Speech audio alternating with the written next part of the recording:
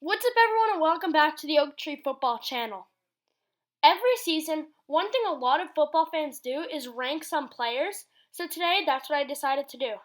I made a list of my top 10 quarterbacks in the NFL. I know some of you won't agree with this, so tell me who you think are some of the best quarterbacks in the league in the comment section below. If you want to see me do more of these, also tell me in the comments below. Now let's get right into it. Starting the list with number 10, I have Minnesota Vikings quarterback Kirk Cousins. I was really considering if Cousins should be on this list or not, but in the end, I decided to give him 10th position. I think he's being overpaid, and he hasn't always been able to prove himself in the big stages, but he has shown good things in his 8-year NFL career. He's coming off one of his worst seasons, but he's still a good NFL quarterback. He led the Vikings to the playoffs this season, and he even beat the 13-3 Saints in the wild card round. In his career, he has over 24,000 pass yards and 155 passing touchdowns. A lot of the time, Cousins is a great player and being pretty accurate and having solid arm talent, but when he starts to feel pressure, that's when he falls apart. He doesn't seem like the player I think he really is, and that is the reason he's lower on this list. He's a top quarterback in the league without the pressure, and who knows, maybe the playoff win against the Saints will be the game that makes him stop feeling that pressure and become an even better NFL quarterback. In at number 9, I have now Buccaneers quarterback Tom Brady. Tom Brady is coming off one of his worst seasons in his career, but I just couldn't keep him off the list. He's considered by most people as the best NFL player of all time, and based on the Super Bowls, I would have to agree. Like I said, last year wasn't the best for him, but a part of that was his surrounding pieces, but that does not mean he hasn't been regressing. Over the past few years, he really hasn't been the same player he once was, but there is one thing that age can't change, and that is his knowledge of the game.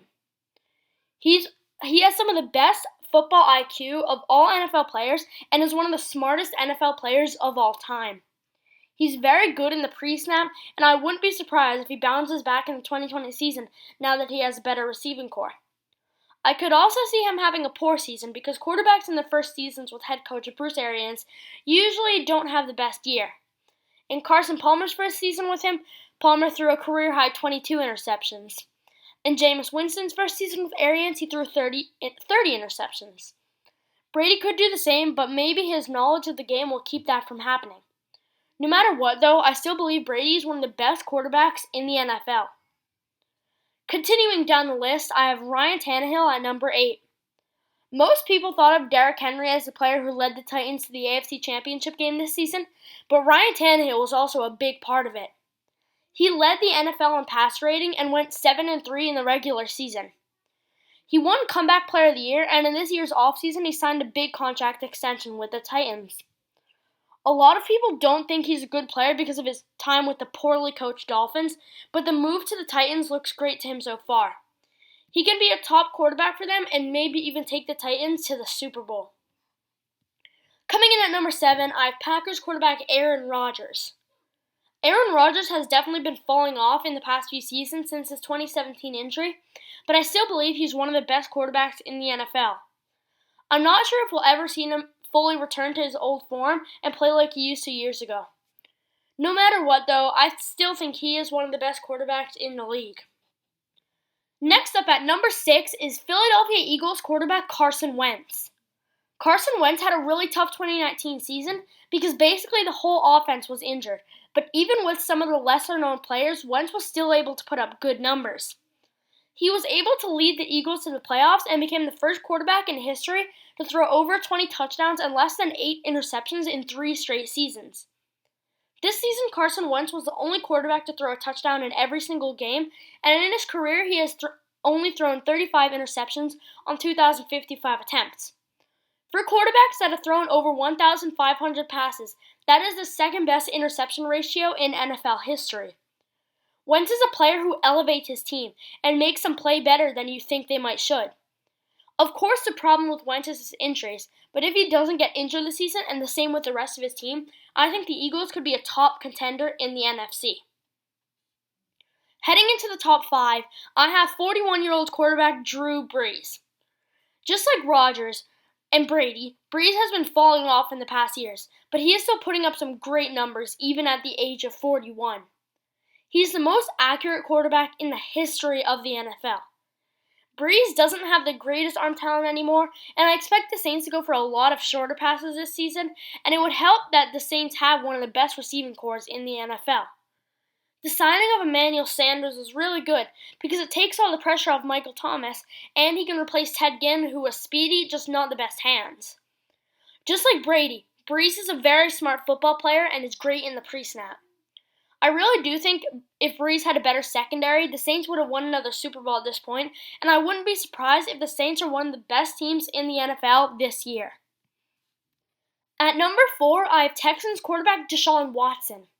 Deshaun Watson could be higher on this list because he's an unbelievable player, but he really was not drafted into the right team with the Texans now that Bill O'Brien is ruining his future. Deshaun Watson is a player who can put the team on his back, and for that reason, the Texans might be able to make a run to the playoffs this season. Watson was the guy who avoided a sack, got a cleat to his eye, and then threw a game-winning touchdown this past season. I think Watson can be the next Russell Wilson. Even with the lack of talent around him, he can lead a team to victory, and similar to Wilson, he has a terrible offensive line. Watson was beat up this past season, being sacked 44 times. Watson is incredibly accurate, and if Bill O'Brien hadn't made some bad decisions in the playoffs, the Texans might have been a Super Bowl team. Watson has so much potential, and I can't wait to see what happens with his career. Now, into the top 3. At number 3, I have Baltimore Ravens quarterback Lamar Jackson. Lamar Jackson, last season's MVP, is really like a Michael Vick that can throw the ball. Vick was speedier, but Jackson is the more elusive of the two of them. He's grown as a passer as he led the league in passing touchdowns this season. And I think he will just keep improving. Him losing in the playoffs twice is a bit worrying, but in the regular season, he's one of the best quarterbacks in the league. His play style worries a lot of people, but as long as he isn't running at the other team, I think Lamar can stay healthy and stay as one of the best quarterbacks, if not the best quarterback, in the NFL. At number 2, the second best quarterback in the NFL in my opinion, I have Russell Wilson. Russell Wilson is one of the most underrated players in the NFL, and there's no way he shouldn't be ranked as one of the top 3 quarterbacks in the league. He puts the team on his back, and without him, the Seahawks probably wouldn't be a great team. Wilson has such a poor supporting cast from his receivers to his offensive line, but every year they end up in the playoffs, and Russell Wilson is the reason for that. With a better offensive line, I think Russell Wilson could win MVP, and I think the Seahawks could go to this year's Super Bowl. Wilson is such a talented player, and if he gets the right piece around him, the Seahawks can be the best team in the NFL. And in my opinion, and probably most other people's opinions too, Patrick Mahomes is the number 1 quarterback in the league. It really wasn't hard to decide who was the best quarterback in the NFL. Patrick Mahomes is such a talented passer, and in 2 years in the NFL, he has already proved he can be one of the best players the league has ever seen. In his first season as a starter, he threw 50 touchdowns and 5,000 yards, and in his second year, he led the team to their first Super Bowl win in 50 years. He was only the second player in NFL history to throw 5,000 yards and 50 touchdowns in one season, but I just don't understand why some people say he's overrated. Some of the things we've seen him do are just unbelievable, and he hasn't shown any sign of stopping. He's one of the most incredible players the league has ever seen, and I really do think once his career is over, he will be the best player in the history of the NFL. That's going to wrap it up for this video.